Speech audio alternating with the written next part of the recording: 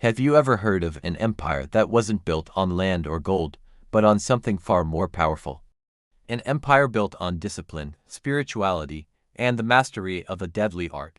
This is the story of the warrior monks who built an invisible empire, one that has influenced the world for centuries, often without anyone even realizing it. Our story begins not in a grand palace, but in a quiet monastery nestled in the mountains of China, the Shaolin Temple. Around the 5th century AD, an Indian monk named Bodhidharma traveled to China. Legend says he found the monks at Shaolin physically weak from long hours of meditation. To strengthen them, he introduced a series of exercises, movements that mimicked animals and harnessed internal energy, or qi. These weren't just for fitness. They were the seeds of what would become one of the most famous martial arts in history, Shaolin Kung Fu. But why did monks, men of peace, need to fight? The world outside the monastery walls was chaotic. Dynasties rose and fell, bandits roamed the countryside, and monasteries, often holding valuable scriptures and donations, were prime targets. The monks needed to protect themselves, their home, and their teachings, so they adapted.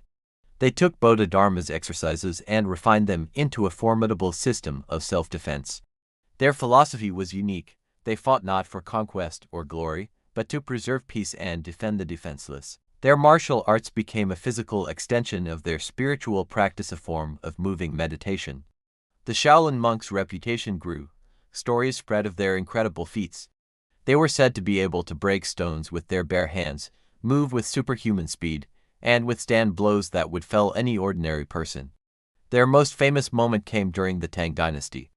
According to legend, just 13 warrior monks helped the future emperor, Li Shimin, defeat a rival warlord. As a reward, the emperor granted the temple land, wealth, and his imperial patronage.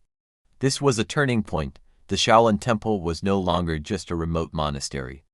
It was a recognized military and spiritual powerhouse. This is where the idea of an invisible empire begins to take shape. The Shaolin didn't send out armies to conquer territory. Instead, they sent out monks.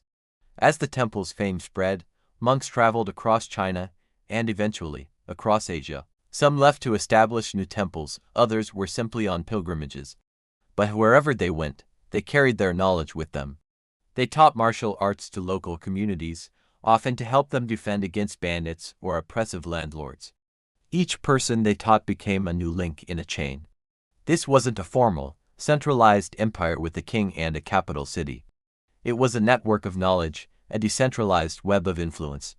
Think of it like this. A single Shaolin master might teach 100 students. Each of those students might go on to teach others. The art of Shaolin Kung Fu, and its underlying philosophy, spread organically, person to person, village to village. This is the essence of their invisible empire. It existed not on maps, but in the minds and bodies of countless individuals. The influence wasn't just limited to China.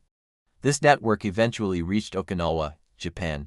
The native Okinawan martial art of Tay was combined with the Chinese kung fu styles brought over by masters and traders. The result, a new, powerful art called karate. The name itself, karate, originally meant China hand, a direct nod to its origins. From Okinawa, karate spread to mainland Japan and then, after World War II, to the entire world. Think about that for a second. The movements you might see in a local karate dojo in Ohio or a karate class in London can trace their lineage all the way back to a handful of monks meditating in a temple in the mountains of China over 1,000 years ago. That's the power of this invisible empire. It's a legacy passed down through generations, adapting and evolving, but always connected to its source. But the story doesn't stop with karate. This network of knowledge influenced countless other martial arts. The principles of using leverage over brute force, of harnessing internal energy, and of blending hard and soft techniques became cornerstones of many styles across Asia.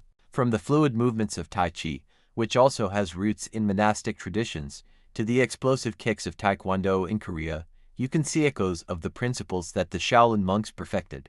What made this empire so resilient? Why did it last when so many physical empires crumbled into dust? Because you can't burn down an idea. You can't conquer a philosophy with swords. The Shaolin Temple itself was destroyed and rebuilt several times throughout history.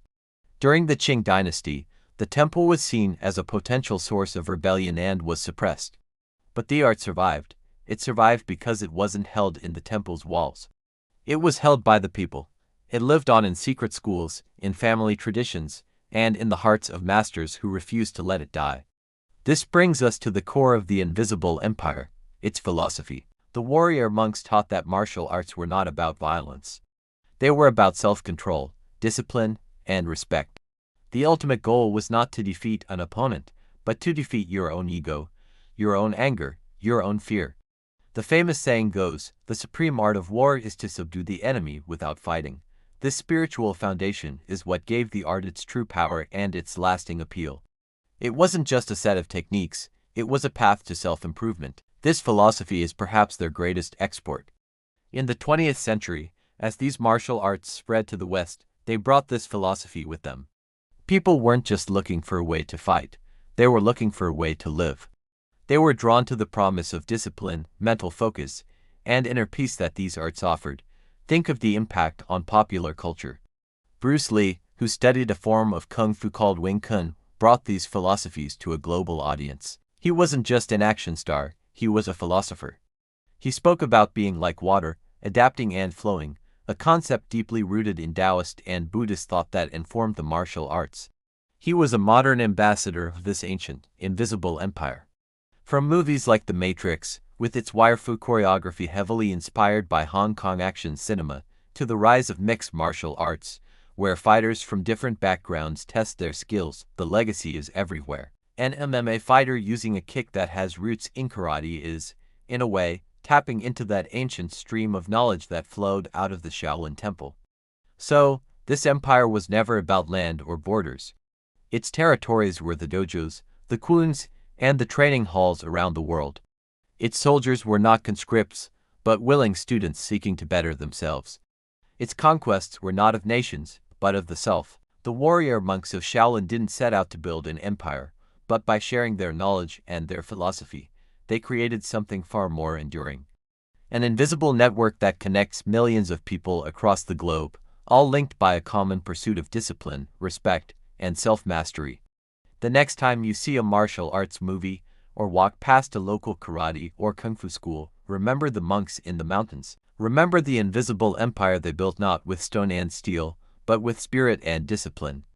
An empire that is still growing today, one student at a time. Thanks for watching, and if you enjoyed this journey into history, don't forget to like and subscribe for more stories like this. See you next time.